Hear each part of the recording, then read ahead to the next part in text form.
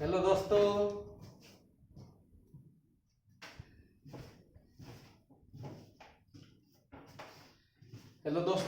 Hello बच्चे, कैसे हो? मैं आर के मनी फिजिक्स क्लास सीतामढ़ी से लाइव हूँ। इससे पीछे वाली वीडियो में मैं आप लोगों को एम करीम का न्यूमेरिकल करवाया था। Basic properties of charge, quantization of charge, additivity of charge, conservation of charge. तो एम करीम का न्यूमेरिकल इसके आधार पर हम लोग किए थे। एम करीम का पहले 1 से लेकर 10 तक किए थे, फिर 11 से 15 तक किए थे, फिर 15 से 22 तक किए थे।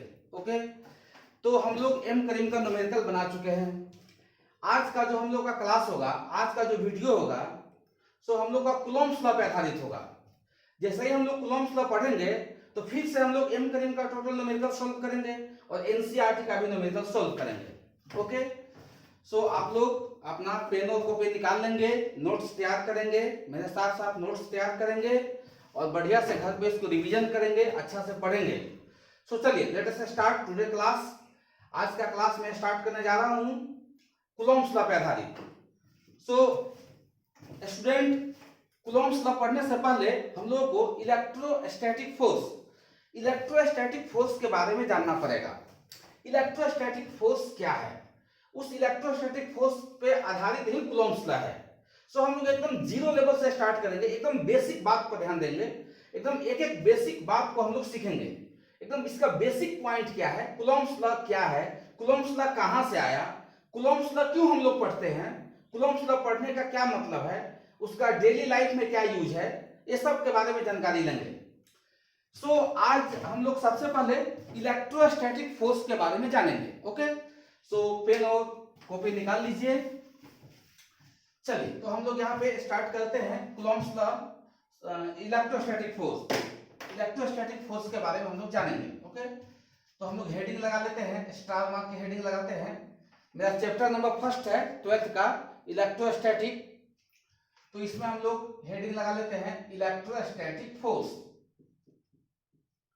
इलेक्ट्रोस्टैटिक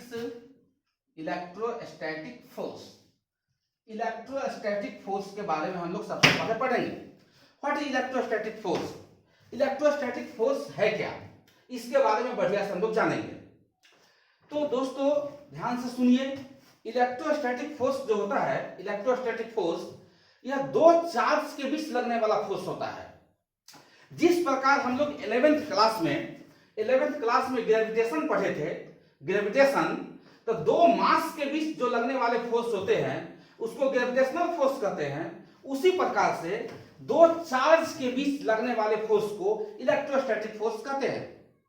एक बार हम लोग याद करेंगे, एक बार रिवीजन कीजिए, याद कीजिए। हम लोग पढ़े थे 11th क्लास में कि एक मास m1 है और दूसरा मास आपका m2 है, और दोनों मास के बीच का डिस्टेंस r है, और दोनों मास को किसी भी मीडियम में डाल दीजिए, या तो वाटर में डाल दीजिए या तो इसको लेकर एयर में डाल दीजिए, कहीं भी। तो इस दो मास के बीच लगने वाला जो इलेक्ट्रोस्टैटिक फोर्स होता है, दो मास के बीच लगने वाला जो ग्रेविटेशनल फोर्स होता है, इसको हम लोग लिखते हैं G m1 m2 divided by क्या, r स्क्वायर। ऐसा हम बताए थे। तो दो मास के बीच लगने वाला ये ग्रेविटेशनल फोर्स जो है, यह किसी मीडियम पे डिपेंड नहीं करेगा। इस G को हम लोग, G को जो कहते हैं, सो हम लोग कहते हैं इसको यूनिवर्सल ग्रेविटेशनल कांस्टेंट। इसका वैल्यू जो होता है वह किसी भी मीडियम के लिए फिक्स होता है। इसका वैल्यू चेंज मीडियम में चेंज नहीं होता है। जैसे हम 1 kg का कोई वस्तु है, 1 kg का कोई मास है, और दूसरा मास आपका यहाँ भी 1 kg का है, दो 1-1 kg का मास है, और दोनों के बीच का डिस्टेंस मान लेते हैं 1 मीटर है। तो ऐसा मान लिए कि 1 kg का कोई वस्तु है, 1 kg का दूसरा वस्तु है, हम लोग आपस में 1-1 kg के दूरी पे है, छोटा छोटा वस्तु है, तो ये दोनों वस्तु के बीच फोर्स लगता है। तो दो मास के बीच ऑलवेज अट्रैक्टिव फोर्स लगता है। जितना से यह इसको अपनी ओर अट्रैक्ट करता है, उतना ही से यह वस्तु इस वस्तु को अपनी ओर अट्रैक्ट करता है। तो ऐसा क्वेश्चन ऐसा पूछा जाता है कि सर, तो हम लोग भी आपस में, हम 50 kg का है, दूसरा आदमी भी 50 kg का है, दोनों के बीच 1 मीटर की दूरी है, तो दोनों एक दूसरे को खींच क्यों नहीं लेते हैं? इसलिए नहीं खींच लेते हैं कि हम दोनों के बीच लगने वाला जो ग्रेविटेशनल फोर्स है, ये बहुत ही कम है। दोनों के बीच ग्रेविटेशनल फोर्स लगता है, प्रत्येक दो वस्तु के बीच में अट्रैक्टिव फोर्स लगता है, ग्रेविटेशनल फोर्स लगता है, लेकिन ये फोर्स बहुत ही कम है, इसलिए हम लोगों को बीच में अनुभव नहीं होता है, फीलिंग नहीं होता है, खींचते तो है लेकिन उतना बहुत कम वैल्यू में। जैसे इसके बीच लगने वाला जो ग्रेविटेशनल फोर्स है ये G m1 m2 divided by क्या r स्क्वायर। अब G का वैल्यू कितना होता है 6.67 इंटू 10 के पावर -11 इतना इंटू m1 m2 तो 1 kg डिस्टेंस 1 मीटर है 1 इंटू 1 तो सब हो गया। तो वैल्यू कितना आ गया 6.67 इंटू 10 के पावर -11 इतना न्यूटन का फोर्स। अब देखिए तो यह फोर्स 10 के पावर -11 बहुत कम है, बहुत ही छोटा फोर्स है, 10 के पावर -11 है, बहुत ही छोटा फोर्स है, माइनस में पावर है, इसलिए दो मास के बीच जो ग्रेविटेशनल फोर्स लगते हैं बहुत ही कम है, नेग्लिजिबल, बहुत कम है, बहुत छोटा फोर्स है। इसलिए हम दो आदमी एक दूसरे से 10 मीटर की दूरी पे या 2 मीटर की दूरी पे या 50 मीटर की दूरी पे रहते हैं तो एक दूसरे को खींचते तो है लेकिन बहुत कम वैल्यू से। सिमिलरली उसी प्रकार हम लोग यहाँ पे इलेक्ट्रोस्टैटिक फोर्स में जिस प्रकार ग्रेविटेशनल फोर्स में पढ़े थे उसी प्रकार इलेक्ट्रोस्टैटिक फोर्स में दो चार्ज के बीच लगने वाले फोर्स के बारे में पढ़ेंगे। दो मास के बीच लगने वाला फोर्स बहुत ही कम होता है और दोनों के बीच लगने वाला फोर्स ऑलवेज अट्रैक्टिव होता है, मास वाला। ये मास के बीच लगने वाला force attractive in nature, attractive nature का होता है, रिपल्सिव नेचर का नहीं होता है। और मास ऑलवेज शुड बी पॉजिटिव, तो दो पॉजिटिव मास के बीच ऑलवेज अट्रैक्टिव फोर्स लगता है जो बहुत ही कम होता है। सिमिलरली दो चार्ज के बीच लगने वाला जो फोर्स होगा वो इससे बहुत ज्यादा होगा। दो चार्ज के बीच लगने वाला फोर्स जो होगा वो ग्रेविटेशनल फोर्स से बहुत ज्यादा होगा। तो इसलिए कहा जाता है कि इलेक्ट्रोस्टैटिक फोर्स जो होता है वो स्ट्रॉन्गर होता है, मजबूत होता है। किस फोर्स से? ग्रेविटेशनल फोर्स से। कितना मजबूत होता है वो आपको हम आगे चल के बताएंगे। जैसे यहाँ पे हम लोग मास के जगह 1 कूलम का चार्ज ले और दोनों के बीच का डिस्टेंस 1 मीटर रखे, तब इसके बीच जो लगने वाला इलेक्ट्रोस्टैटिक फोर्स होगा वह इस ग्रेविटेशनल फोर्स से 10 to the power 39 times 10 to the power 39 times stronger होगा, 10 के पावर 39 गुना मजबूत होगा इलेक्ट्रोस्टैटिक फोर्स। किस फोर्स से? ग्रेविटेशनल फोर्स से। ग्रेविटेशनल फोर्स बहुत ही कम होता है, इलेक्ट्रोस्टैटिक फोर्स बहुत ही मजबूत होता है। दोस्तों आज का जो हम लोग स्टार्ट करेंगे यहां से इलेक्ट्रोस्टैटिक फोर्स के बारे में पहले फोकस करते हैं। ओके चलिए,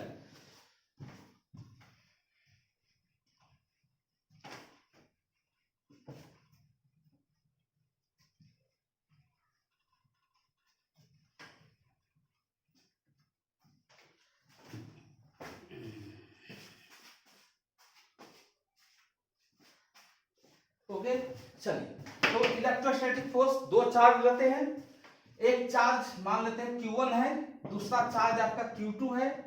इस दोनों के बीच का डिस्टेंस R है, दोनों के बीच में कुछ न कुछ डिस्टेंस होना चाहिए, दोनों चार्ज सटा हुआ नहीं होना चाहिए, क्योंकि यह इलेक्ट्रोस्टैटिक फोर्स जो होता है यह नॉन कॉन्टैक्ट होता है। यह दोनों कॉन्टैक्ट में चार्ज नहीं रहेगा, नॉन कॉन्टैक्ट मतलब कॉन्टैक्ट में नहीं रहेगा। तो इस दोनों के बीच अब मान लेते हैं एक चार्ज Q1 है, दूसरा चार्ज Q2 है और दोनों के बीच का डिस्टेंस R है। जैसे ही इस प्रकार से दो चार्ज को हम रखते हैं तो इस दोनों के बीच एक फोर्स लगता है। अगर दोनों सेम नेचर का चार्ज हो तो यह इसको इधर रिपल्सिव फोर्स देता है, यह भी इसको इधर रिपल्सिव फोर्स देता है, रिपल्सिव फोर्स। ठीक है। अगर दोनों अपोजिट नेचर का चार्ज हो, एक प्लस और दूसरा माइनस, तो दोनों के बीच में अट्रैक्टिव नेचर का चार्ज होता है। पर इसको समझ लीजिए, इलेक्ट्रोस्टैटिक फोर्स को समझ लीजिए, उसके बाद हम लोग इसको नोट करेंगे, उसके बाद हम लोग इसको अपने कॉपी में नोट करेंगे। पर इसको समझिए, जैसे दो चार्ज को हम रखें, कितना डिस्टेंस पर रखें? R डिस्टेंस पर, तो दोनों चार्ज के बीच लगने वाला जो फोर्स होगा उसी को इलेक्ट्रोस्टैटिक फोर्स कहेंगे। अब यह इलेक्ट्रोस्टैटिक फोर्स जो होगा इसको हम लोग FE से डिनोट करते हैं। E मतलब इलेक्ट्रो, F मतलब फोर्स।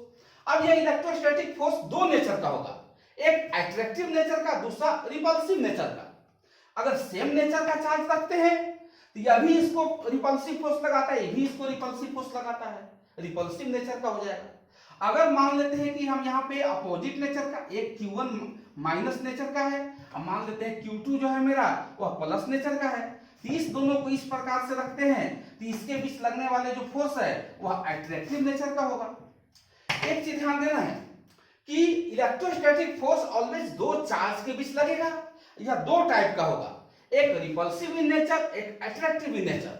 जब दोनों चार्ज सेम नेचर का होगा, या तो प्लस प्लस या तो माइनस माइनस, तो इस केस में रिपल्सिव फोर्स लगेगा। अगर एक प्लस होगा और दूसरा माइनस होगा, तो दोनों के बीच में एक पॉजिटिव दूसरा निगेटिव है, तो दोनों के बीच में अट्रैक्टिव नेचर का फोर्स लगेगा। ओके, अट्रैक्टिव नेचर का फोर्स लगेगा। अब यहां पे देखा गया है कि ये जो इलेक्ट्रोस्टैटिक फोर्स है वह दो चार्ज के बीच लगता है, तो इसका इसी का जो वैल्यू है, इसका मैग्नीट्यूड, कि कितना मैग्नीट्यूड का फोर्स दोनों चार्ज के बीच लगेगा, चाहे रिपल्सिव नेचर का हो चाहे अट्रैक्टिव, इसके मैग्नीट्यूड के बारे में बताने के लिए कूलॉम साहब आए कि कितना न्यूटन का, कितना मैग्नीट्यूड का फोर्स लगेगा, इसके बारे में बताने के लिए न्यूटन साहब आए। सो दोस्तों, पहले इस इलेक्ट्रोस्टैटिक फोर्स पे फोकस कीजिए। तो पहला पॉइंट, इलेक्ट्रोस्टैटिक फोर्स दो चार्ज के बीच लगेगा, या दो टाइप का होगा, repulsive in nature, attractive in nature. When the force acting between two same nature of charge, same nature means EV positive तो repulsive, अगर EV negative फिर भी repulsive, but the force acting between two opposite nature of charge are known as attractive force। अब ये जो electrostatic force लगता है, यह इस दोनों चार्ज को मिलाने वाला जो लाइन है इसी के अलोंग लगेगा और अपोजिट डायरेक्शन में लगेगा। इलेक्ट्रोस्टैटिक फोर्स क्या है? इलेक्ट्रोस्टैटिक फोर्स दो चार्ज के बीच लगेगा, but the direction of electrostatic force is in the opposite direction on the line joining of two charges. In the opposite direction on the line joining of two charges. Electrostatic force का ये direction हो गया। Electrostatic force का magnitude के बारे में पढ़ने के लिए कूलॉम्स का स्टडी करेंगे, कितना न्यूटन का लगा, यहां भी कितना न्यूटन का इलेक्ट्रोस्टैटिक फोर्स लगा। दोस्तों एक चीज में समझ लीजिए, उसके बाद हम लोग नोट करेंगे। पहले समझिए, यह चार्ज जितना इस पे फोर्स अप्लाई करेगा, यह चार्ज भी उतना ही फोर्स इस पे अप्लाई करेगा, क्योंकि यह नॉन कॉन्टैक्ट फोर्स है, यह एक्शन रिएक्शन फोर्स है। जितना यह इसको एक्शन देगा उतना ही यह इसको रिएक्शन देगा। ऐसा मत सोचिएगा कि सर यह 10 कूलम है या 20 कूलम है तो दोनों का फोर्स सेम कैसे हो गया। दोनों 10-10 कूलम का हो, चाहे एक 10 कूलम दूसरा 20 कूलम का हो, फिर भी इस पे जितना फोर्स लगाएगा यह भी उसको उतना ही फोर्स लगाएगा।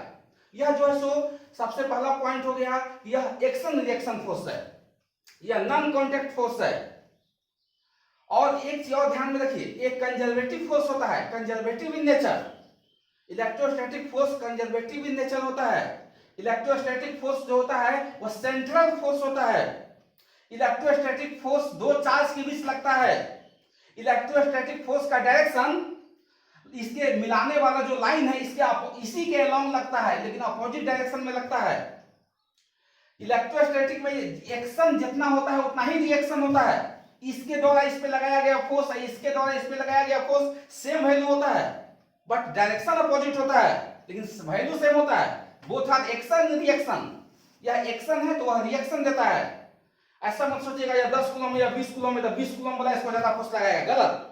20 कूलम वाला जितना फोर्स इसको लगाएगा 10 कूलम वाला भी इसको उतना ही फोर्स लगाएगा, क्योंकि हम जानते हैं कि इलेक्ट्रोस्टैटिक में हमको पूरे सिस्टम को रेस्ट में रखना होता है। ये दोनों चार्ज का जो सिस्टम है यह रेस्ट में रहेगा, तो रेस्ट में तभी रहेगा जब एक्शन जितना देगा उतना ही रिएक्शन होगा।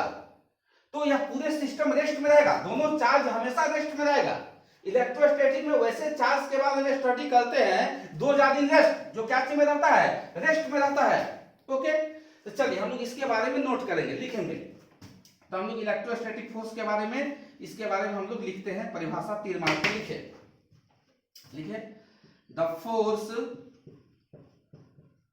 force acting between two charges, are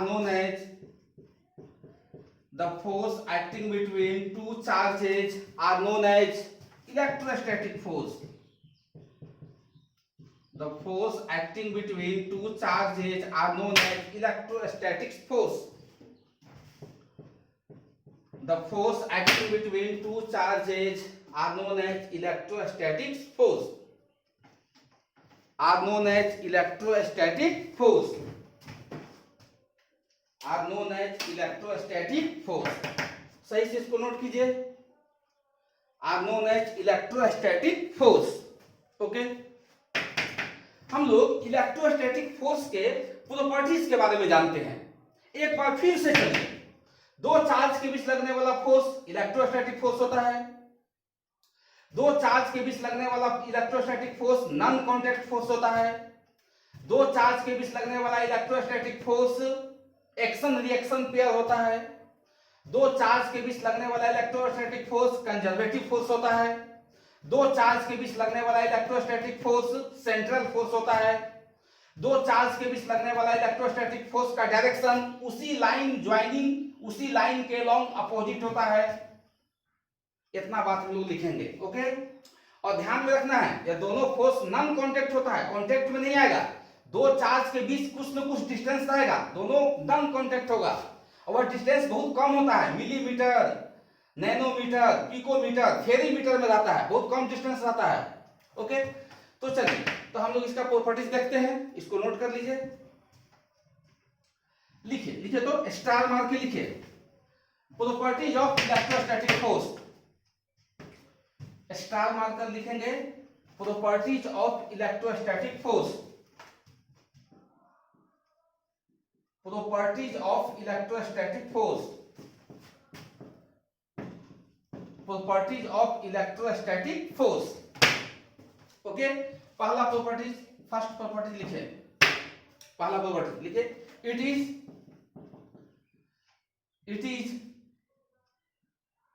is on, it is a electrostatic force. पहला प्रॉपर्टी लिखे, it is a central force, it is a central force. पहला प्रॉपर्टी लिखेंगे हम लोग, it is a central force, central force. दूसरा property लिखिए, it is a conservative force, it is a conservative force, it is a conservative force. तीसरा property लिखिए, it is a action, it is a action reaction, it is a action reaction pair, it is a action reaction pair force, it is a action reaction pair force. चौथा property लिखिए, the direction of electrostatic force is along the direction of electrostatic force is along the line joining, is along the line joining, is along the line joining of two charges, is along the line joining of two charges, is along the line joining of two charges and in the opposite direction, and in the opposite direction, opposite direction, and in the opposite direction, and in the opposite direction, and in the opposite direction, and in the opposite direction. Okay, ये electrostatic force के बारे में, electrostatic force का property लिखे। यह दो type का होता है, ठीक है। तो देखिए, there are two types of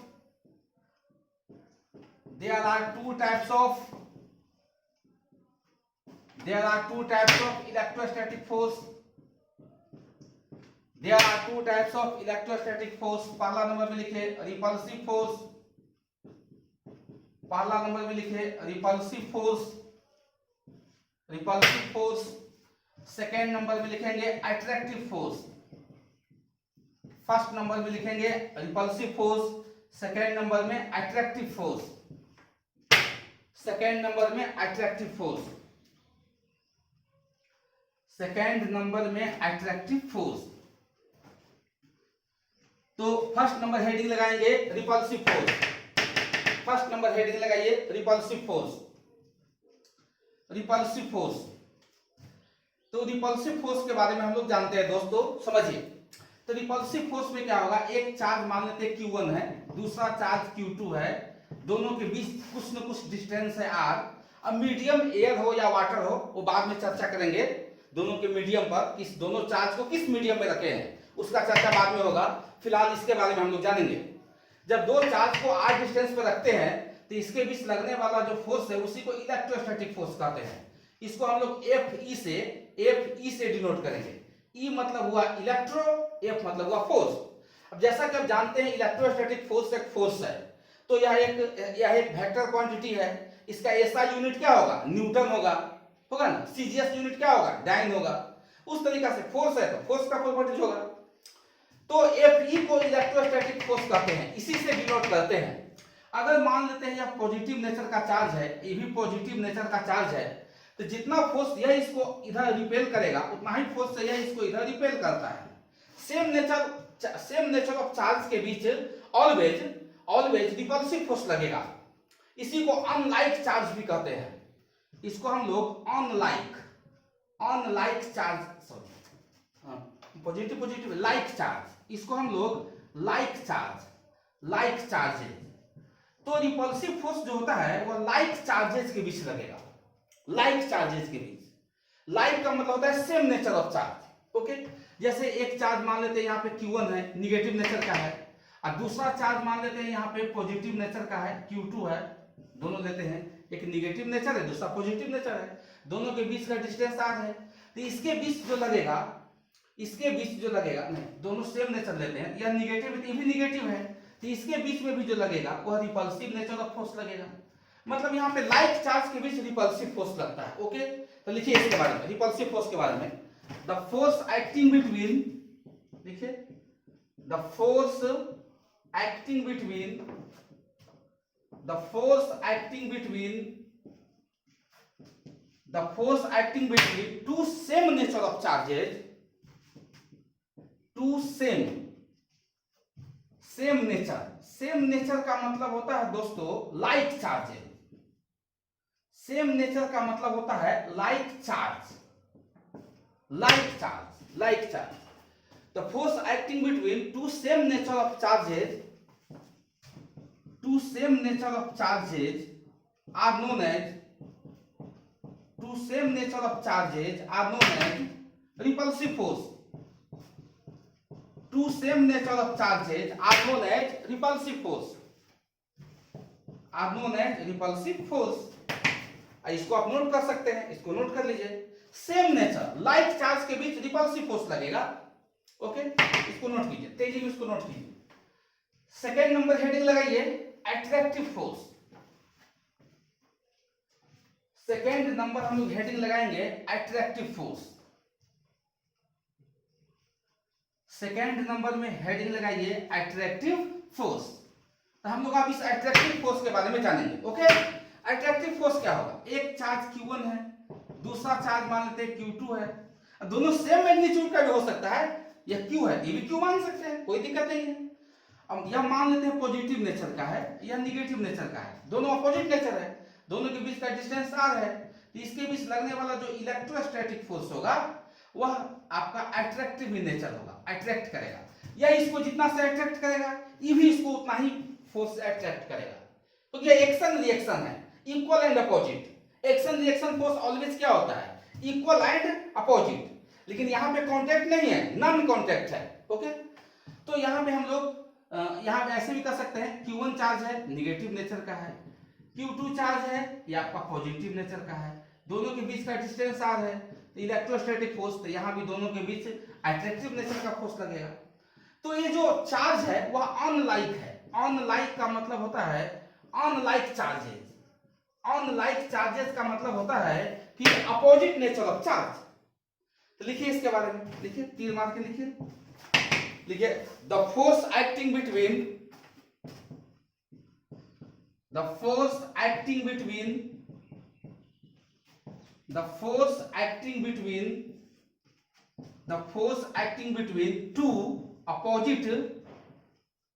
two opposite nature of charges the force acting between two opposite nature of charges bracket में unlike charges are known as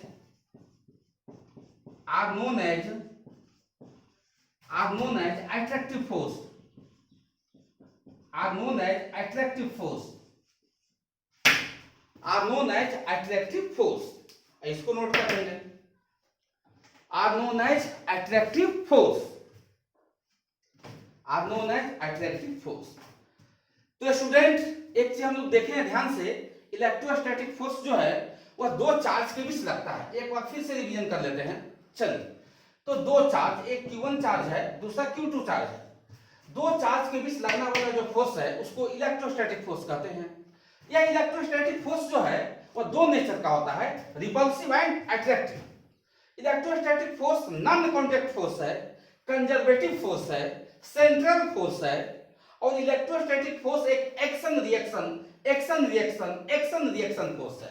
okay, electrostatic force का जो डायरेक्शन है वह इस लाइन का, जो दोनों चार्ज को मिलाने वाला जो स्ट्रेट लाइन है, इसी के अलोंग होता है और डायरेक्शन अपोजिट होता है। इसके कारण इस पे इधर, इसके कारण इस पे इधर, लेकिन जो उसका डायरेक्शन है वह line joining the two charges, along the line joining of two charges. Okay, यह आपका इलेक्ट्रोस्टैटिक फोर्स के बारे में था। अब इसी इलेक्ट्रोस्टैटिक फोर्स पे आधारित हम लोग कूलॉम्स लॉ पढ़ेंगे। दो चार्ज के बीच यह इलेक्ट्रोस्टैटिक फोर्स जो लगेगा यह कितना मैग्नीट्यूड का लगेगा, यह इलेक्ट्रोस्टैटिक फोर्स कितना न्यूटन का लगेगा, दो चार्ज के बीच लगने वाला इलेक्ट्रोस्टैटिक फोर्स कितना न्यूटन का होगा, इसके बारे में जानने के लिए हम लोग कूलॉम्स लॉ का स्टडी करेंगे। ओके, सो हम लोग नेक्स्ट वीडियो जो बनाएंगे वो कूलॉम्स लॉ का होगा और कूलॉम्स लॉ पे आधारित हम लोग ये कूलॉम्स लॉ का वीडियो बनाएंगे। कूलॉम्स लॉ जैसे ही पढ़ लेंगे तो हम लोग एम करीम और एनसीईआरटी का न्यूमेरिकल भी देखेंगे। बहुत सारी एग्जांपल हम खुद से आपको देंगे, खुद से आपको एग्जांपल बना के देंगे, अच्छा न्यूमेरिकल करवाएंगे। खुद से मेरा अपना बनाया हुआ न्यूमेरिकल सब है जिसको आप सॉल्व करेंगे, देखेंगे तो आपसे एम करीम एनसीईआरटी अपने आप बनना स्टार्ट हो जाएगा। ओके, तब तक के लिए घर में रहिए, लॉकडाउन का पालन कीजिए, सेफ रहिए, स्वस्थ रहिए। ओके, धन्यवाद।